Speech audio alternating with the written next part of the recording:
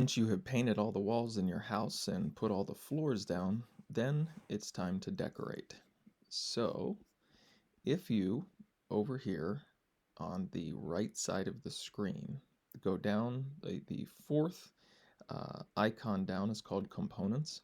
When you click on that, you get an option to search the 3D warehouse. Now, it may be on this home section.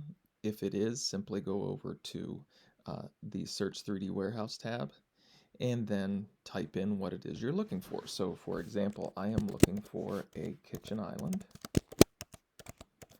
So I type in kitchen island and press return, and there are lots of different choices here.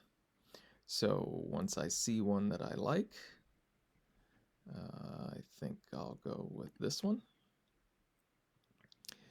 At first it looks like nothing happens, but when you drag your mouse over here, then there it is in the model. Okay, so I'm going to place the kitchen island back here, and I'll go ahead and zoom in, see what's going on here. Now I can see it a little bit better.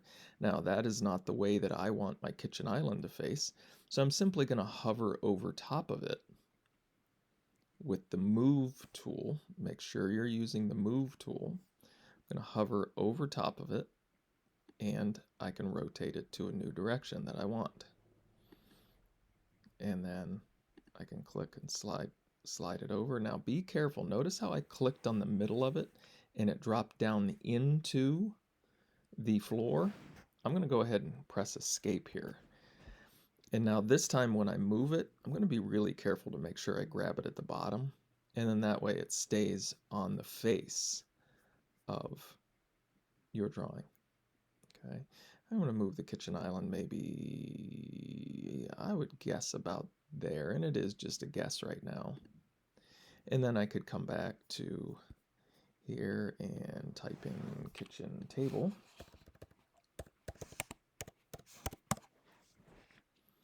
And I like this very first one that pops up here, although it might be a little big. Now this particular kitchen table looks like it is not drawn to scale. Some of the things that you bring in are not drawn to scale. For example, this one, the chairs, if you look at this, the chairs are almost as high as the wall, which means the chairs are at least 7 feet, close to 8 feet tall. So that's actually a pretty bad model to bring in. You can scale it, and that would be in the move tool. You would come down here to get the scale tool. Again, it's within the move tool. You can get the scale tool and scale it from a corner down to make it a more reasonable size. And then you could move it into place. Now, just to check if you're somebody who is, concerned about this, I can measure from the top of this table using my tape measure tool down to the floor. And that is 2 foot 5 inches, which is 29 inches. I was oddly enough pretty close because the standard table height is 30 inches. So I would say that's close enough to scale properly. But again, for example, you wouldn't want to scale your table down to that because that's just not that's just too small. Okay.